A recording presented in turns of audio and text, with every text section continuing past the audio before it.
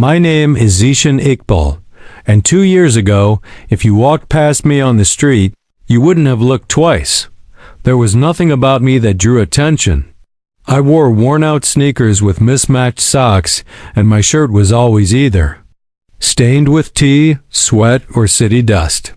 I was just one of the many boys riding old bicycles with food crates tied to the back, zigzagging through traffic to deliver chai and sandwiches to people who didn't even know our names. I wasn't chasing dreams. I was chasing rent and medicine for my mother's lungs, and enough coins to not sleep hungry at night. But I had one secret I never shared, a quiet little dream of building homes. Not just structures of concrete and brick, but homes where broken people could feel whole again. It sounds stupid when your own home has a leaking roof and a bathroom light that's been out for 6 months. But that dream lived in a corner of my heart, curled up, hungry, but not dead. That morning in the rain, it was a cloudy Tuesday. The kind of day where the city smells like wet cement and lost hopes. I was on my 3rd delivery run for the morning, drenched in sweat and humidity. The air was heavy with monsoon, and I could feel the clouds waiting to burst. I adjusted the food crate behind my seat and pedaled toward Zone 3, the part of the city where billionaires had breakfast meetings and personal drivers double-parked their cars without fear of fines. I hated Zone 3. It always made me feel like a shadow. But money had no sympathy, and the delivery slip had Holly Tower written on it, turned into the narrow alley behind the building, one I'd taken 100 times before, just as a reckless biker cut across my path. I jerked the handle instinctively and felt a sharp screech on my right. Metal on metal. My bicycle handle scraped against a luxury white Bentley parked just slightly off the curb. I froze. Got off the bike and stared at the thin but unmistakable scratch running across the car's mirror casing. My stomach dropped. The panic. No one saw me. The alley was quiet. A security guard far down the lane was busy talking on his phone. There were no cameras in this corner. And my heart, it was thudding so loud I could barely hear anything else. I looked at the scratch again. It wasn't deep. Maybe a polish job could fix it. But it was a Bentley, a car worth more than anything I would earn in 5 years. I could run. Just cycle away. Forget it ever happened. Who'd know? But my father's voice echoed in my mind. Zeeshan, even when you have nothing, don't lose your truth. Once that's gone, you're poor in a way no money can fix. He died 10 years ago on a construction site. Collapsed mid-bricklaying from a heat stroke. He never left us money, but he left us values. Heavy ones. So I reached into my delivery pouch, pulled out a soggy delivery receipt, and wrote the hardest note of my life. I'm truly sorry. My bicycle scraped your car by accident. I can't afford to fix it, but I wanted to be honest. My name is Zeeshan. I work for Chai Express. I folded it, walked to the car, and slipped the note under the wiper. I didn't even look back as I pedaled away. But that note was the beginning of everything. 2 days passed. The note haunted me like a secret I wished I could take back. What if I got sued? What if the car owner was dangerous? What if my delivery manager found out and fired me for causing drama? But life moved on. My mother coughed through the nights. The grocery bills grew heavier, and the tea shop stayed crowded. On the 3rd afternoon, I was wiping tables behind the counter when the bell above the door jingled softly, and a man walked in, like he owned the air around him. The man in the black suit. He wasn't loud. He wasn't flashy. But he had the kind of presence that made people turn and wonder if they'd seen him in a magazine.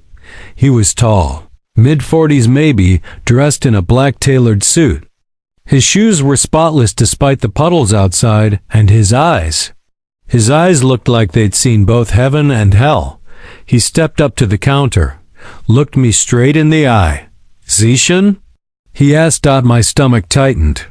I recognized the voice from somewhere in the back of my memory. The way someone speaks who isn't used to being questioned. "Yes, sir," I managed to say. He reached into his coat, pulled out the note. My handwriting. "My name, my mistake. You left this on my car." I couldn't breathe. I expected a threat, a bill, a lecture. But instead he asked a single question. "Why didn't you just run?" The chai conversation that changed everything. I blinked. He wasn't angry, just curious, genuinely curious, I stammered. Because it wouldn't feel right. He studied me. "Most people with nothing to lose choose to walk away, but you didn't." He sat down at a table in the corner and waved me over. "2 chais," he told the waiter. I sat across from him, sweating through my shirt. He asked me questions, calmly, softly. "How old are you? What did you want to become? Do you enjoy delivering tea?" I answered honestly, about my father, about building homes, about drawings I made on scrap paper and old delivery slips. When the chai came, he lifted his cup and said something. That burned into my memory. "Zeeshan, sometimes the smallest decisions show the biggest truths about who you are." Then he handed me a card, a sleek silver business card with raised letters. Zeeshan Halle Urban Design Group Executive Director. I froze. I had left a note on Zeeshan Hale's car, an invitation to the sky. He stood. "Come to Halle Tower tomorrow. 9 a.m. Ask for me at reception." I was speechless. "Why?" I finally asked. He gave a half smile. "Let's just say, I haven't seen honesty like yours in a very long time." And with that, he left. No threats, no consequences, just a mysterious invitation from a billionaire with eyes that looked like they had lost something long ago. Halle Tower awaits that night. I couldn't sleep. I polished my old shoes, pressed the cleanest shirt I owned. My mother tried to ask questions, but I didn't know what to say. How do you explain to someone that your life might be changing, all because you scratched the wrong car and told the truth about it? The next morning, I stood in front of Halle Tower, a place I'd only seen from the outside while making deliveries. This time, I wasn't delivering tea. I was walking through the front door on invitation, and that's when everything I ever knew about life began to shift. I had never been in a building like Halle Tower. From the outside, it looked like a slice of the future, glass and silver touching the clouds. A place where people wore custom suits and spoke in strategies, not sentences, but standing in front of its enormous revolving glass doors that morning, I felt like a fraud. Like a kid pretending to be someone important, terrified someone would pull off my mask and tell me to get lost. Still, I walked in, the elevator card. "Good morning, sir," the woman at the reception said, calling me sir. First time in my life, I stuttered something about an appointment with Mr. Zeeshan Halle. She checked the system, nodded, and handed me a gold-embossed elevator card. 39th floor. "Just tap here." As the elevator doors closed, I saw my reflection in the mirror-like walls, a wiry frame in a wrinkled shirt, clutching a fake leather file bag like my life depended on it. And then the elevator rose. It didn't feel like going up. It felt like ascending into someone else's life. The floor above the city, the 39th floor, opened into a space so quiet, it felt like a cathedral. Glass walls flooded the room with morning light. Architectural models stood under spotlights like miniature worlds waiting to be born. Sketches lined the walls, homes, bridges, towers, dreams in pencil and ink. There was no one shouting. No chaos, just soft footsteps and the low hum of distant printers. And then came a calm voice behind me. "You made it." I turned. Zeeshan Halle stood there. No suit jacket today, just a crisp white shirt, sleeves rolled. He didn't smile, but he nodded as if I had passed some invisible test just by showing up. "This is Nora," he said, motioning to a woman with sharp eyes and a tablet in hand. She runs the place. You'll follow her." Nora gave me a once-over that saw everything: my frayed collar, my nervous fists, my patched shoe sole, and said, "Come with me." The first assignment, Nora didn't explain much. She took me to a side room filled with stacks of rolled-up blueprints, design journals, and architectural case files going back 20 years. "This," she said, "is where most people fail." I blinked. Fail at what? Endurance, attention, care, organization, insight, discipline. Choose any. She gave me a spreadsheet. I was to categorize, tag, and restore over 400 physical designs in 3 days. There was no job title, no contract, no salary. Just trust and a mountain of silent expectation. And somehow, I was okay with that. I stayed there from morning till dusk. I skipped lunch. I rearranged everything by year, material type, and region. I made my own codes. I even repaired torn diagrams with invisible tape and pressed them flat under glass sheets. I treated them like artifacts because to me, they were my secret sketch. On the second evening, after Nora left, I sat at a vacant table and pulled out my personal sketch notebook. I didn't expect anyone to see it. I just needed to breathe. I drew a community block for low-income families. Not apartments, homes.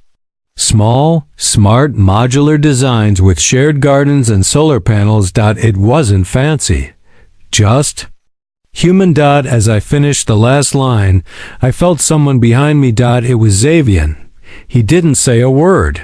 Just stared at the sketch. Then asked softly, "Did you draw this from something you saw? Or something you imagined?" I swallowed. "Both. Something. One wish existed." He picked up the sketch, ran his thumb along the edge, then said something that stunned me. "You just replicated a concept I designed 6 years ago.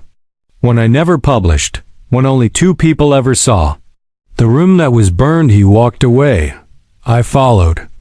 We moved past the main offices into a hallway I hadn't noticed before. It led to a steel door with no label. Zeeshan typed in a code. The door clicked open. What I saw inside didn't belong in a place like Halle Tower. Charred furniture, blackened blueprints, scorch marks on the ceiling, half-melted models. "This," he said, "was our design lab. It burned down in 2018. Electrical fire. My wife was inside." My breath caught. He wasn't just showing me a room. He was showing me a tomb. "I survived," he said. "She didn't. Her name was Liana. We built this firm together. Every line we ever drew had both our signatures." I looked down. Speechless. He turned to me. "You drew something that only she and I once imagined. How?" I shook my head. "I don't know, sir. I just feel what's missing in the city." And I tried to fix it in my head. His eyes softened for the first time. "You're not here by accident, Zeeshan." The unofficial apprentice. From that day on, things changed. I wasn't just sorting files. I was now sitting in on meetings, studying old design systems, shadowing senior architects, reading blueprints that had once shaped entire neighborhoods. But most importantly, I was learning how broken people build beautiful things.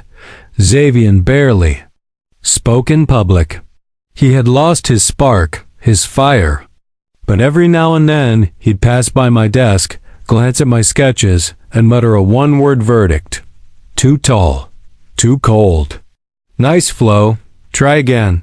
And I did. I tried. Again and again. Because no university would have taught me what that silence did. A project to prove myself. 1 week later, Nora handed me a closed envelope. Inside was a community housing brief for a proposal. The firm had ignored it for months. Too small. Not profitable. But Zeeshan had circled it in red. "I want your version," Nora said. 2 days. Present it to him yourself.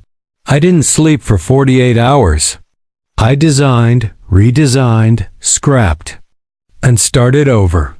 I used space-saving ideas, daylight ventilation, natural cooling techniques. I built a model with cardboard and thread and hope. When I presented it, Zeeshan said nothing for 5 full minutes. Then he turned to Nora and said, "Let's build this."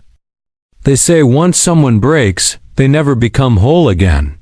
But maybe, sometimes, it's the cracks that let the light come through. That's what I started seeing in Zeeshan Hale. He wasn't just the founder of a billion-dollar design empire. He was a man grieving, guarded, and quietly searching for something he didn't realize he had lost. And somehow, I had become part of that search. The model that made people stop talking after I submitted my design for the community housing block, which I called Rise, inspired by stacked, sunlit units that gave families both privacy and shared green space. Things shifted. I walked into the conference room the next week and found everyone staring at it. The cardboard prototype, the 3D render Nora had helped me print, the layout plans.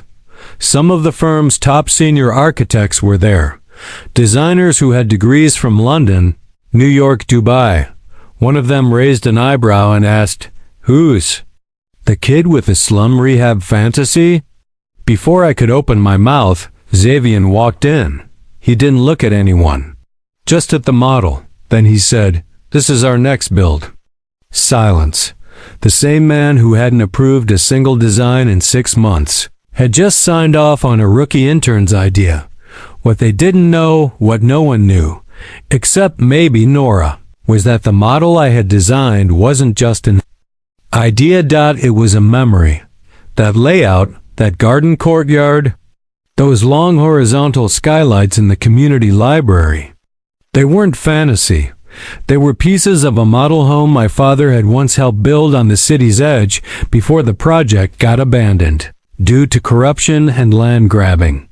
I had visited it as a kid, barefoot, holding my father's hand as he pointed at unfinished brick walls and said, "Zeeshan, if only they let us finish this place. It could have saved hundreds of families." So I rebuilt it, not as a tribute, but as a correction. I didn't tell anyone that. But I think Zeeshan knew, because 2 nights later, he called me into the burned lab again. Inside the ghost room, I found him sitting there, in the charred room. No lights, just the dim glow of a sketching lamp. He held a glass of something that looked untouched. And in front of him, on the ash-darkened table, was a single frame, a photograph of him and his wife, Liana. She had paint on her cheeks and a pencil behind one ear. Her eyes smiled harder than her lips. He spoke without looking up. "You know, after she died, I tried to rebuild this place 4 times. 4 different contractors, 4 new visions. Nothing worked, because nothing felt like her." He looked at me then, until now. Broken men build the strongest things. Zeeshan began showing me his private sketches. Not the ones in the firm's portfolio. The ones he had drawn in grief, in insomnia, in silence. They were raw, incomplete, but powerful. Some were broken designs where a staircase led nowhere. Some were full of gardens growing on top of concrete ruins. One drawing showed an upside-down building where the roof was the foundation. They weren't buildings. They were emotions in ink, he said. Architecture isn't just design. It's how memory finds a place to live. That line never left me. Project Rise begins that week. Hale Urban Design officially announced a pilot housing project in the city's neglected District 9, a block forgotten by politics and feared by investors. Zeeshan put me in the lead concept team. Nora became my project manager. And I was terrified, because we weren't building towers. We were building trust. I went into the neighborhoods we were designing for, met mothers who raised 5 kids in one room. I sat with children drawing with chalk on broken sidewalks. I asked what they wanted in their homes. One little girl said, "A window I can reach." So I changed the window height in my design. The obstacle. It's not profitable enough. Just when everything felt like it was finally moving came the blow. At a shareholders meeting, the firm's CFO stood and said, "We're burning money on a low-income utopia that won't generate returns. Investors are getting nervous. We need to pivot." There were murmurs of agreement. Some board members looked at Zeeshan as if he were losing his mind. He didn't respond. He just looked at me. Later, alone in his office, I asked, "Should I stop? Should we drop it?" He shook his head slowly. "Zeeshan, you don't stop building something good just because the rich don't see value in it yet." Then he added, "Let them question the numbers. One day they'll understand we weren't chasing profit. We were restoring purpose." A glimpse of the old Zeeshan as we worked day and night, sketching, refining, arguing over tiny angles of staircases and tile types. I began to see glimpses of the old Zeeshan. He laughed once during a pitch meeting. He brought tea for the interns one rainy evening. He even smiled when I argued over door width in front of the whole design team and didn't punish me for a. He was healing. And so was I. Construction began. It wasn't grand. No ribbon-cutting ceremony, no viral press release. Just steel rods, mud, and men with dust on their hands and dreams in their hearts. The first site in District 9 was little more than a neglected open plot surrounded by rusted fences. But to me, it felt like sacred ground. This was my first real project. Not a sketch, not a fantasy, a structure. Something people would live inside, grow inside. Something that would outlive me. I was scared every day. But I was also alive in a way I'd never been before. The hands that built it, the laborers, were mostly older men, some younger than me but worn by time. I didn't just draw from the office. I went there. I worked with them. I carried bricks. I helped pour cement. I slept on the site some nights, wrapped in a shawl under the open sky, listening to the humming of welding torches. Some of the workers called me sir, but I'd correct them. My father built with his hands too, I'd say. Call me Zeeshan. I earned their respect not by title, but by blisters. The picture that went viral one morning. A local journalist passed by the site. He saw me, muddy, tired, directing brick placement with a pencil behind my ear. He snapped a picture. Next day, the photo was all over social media. Billionaire architect lets orphan boy lead city housing project. The story wasn't entirely true. I wasn't an orphan. I wasn't even officially employed as an architect yet. But the headline did its job. By evening, the firm's media line was ringing nonstop. Zeeshan called me into his office. I thought I was in trouble. But instead he said, "Well, looks like they finally noticed you." I blinked. "Is that bad?" He smiled. "Depends. You ready to carry what comes next?" I nodded, even though inside I wasn't sure. The investors strike back. The attention had a price. 2 major investors pulled out. Too political. Too much press risk. Why is a delivery boy making design decisions? They questioned my education, my credentials, even my worth. The board grew tense. Whispers started in the hallways. He's just a charity case. Hale's pet project. Unprofessional, emotional. I wanted to shout, "You weren't there when I climbed into gutters to measure slope angles. You didn't sit with families to ask what mattered in a home." But I stayed silent. And Zeeshan, he stood with me. He told the board, "You either invest in impact or you invest elsewhere." 3 board members resigned. And Zeeshan didn't flinch. When foundations cracked, but not everything was smooth. One morning, a portion of the foundation for Block B showed signs of weak settling. The concrete mix had been tampered with by a subcontractor cutting costs. It could have endangered the whole structure. Zeeshan lost it for the first time in weeks. But I stopped him. Double quote, "Sir, let me fix this." I said, "Don't cancel the crew. Don't pause the project. Give me 48 hours." He gave me 24. I spent the next day crawling under scaffolding with engineers, recalculating soil compaction rates, and calling in an old mason my father once worked with. We re-poured, rechecked. And by dawn, Block B stood firm. Zeeshan walked onto the site. Quiet. Holding 2 cups of tea, he handed me one. "You didn't run." Again, I smiled. Running's not in the blueprint. A community speaks as the first finished home neared completion. We invited the people it was meant for, residents from District 9. They walked through the halls, barefoot on smooth tiles. A grandmother touched the switchboard and whispered, "It works." A child ran up the ramp we had built for wheelchair access and screamed with joy. A mother asked if she could hang family photos without damaging the wall. "Yes," I said. "That's why we used wood panels there." She cried Zeeshan, stood behind me, arms crossed, watching it all. And in that moment, I realized this wasn't a building anymore. This was healing. A year had passed, 12 months since I scratched a Bentley.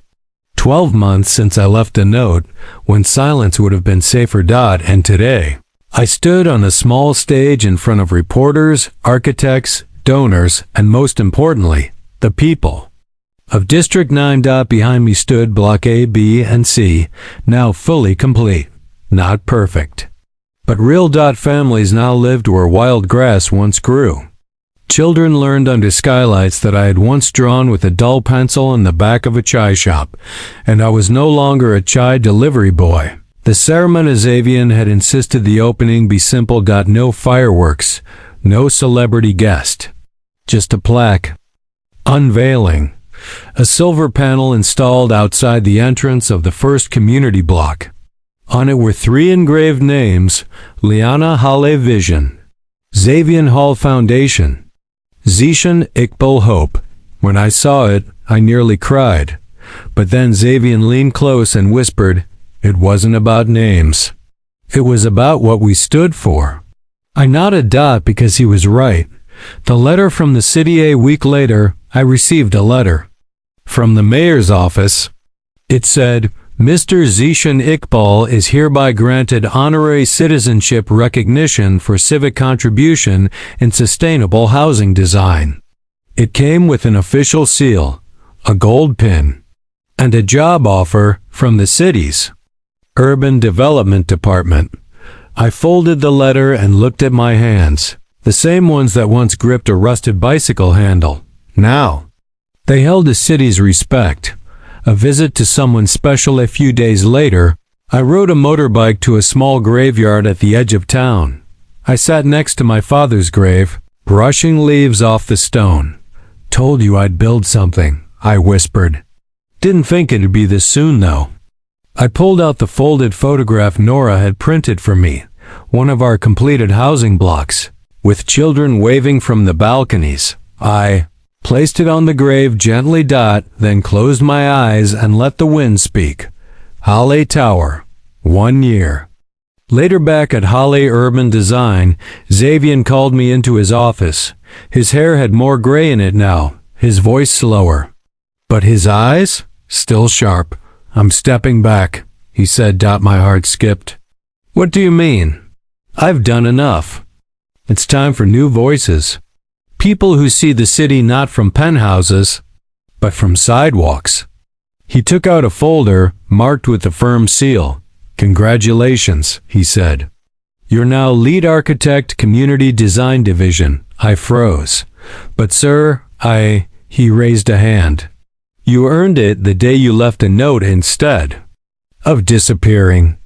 Then he smiled, a real open smile, and said, "Build, Zeeshan. The city needs you." Epilogue.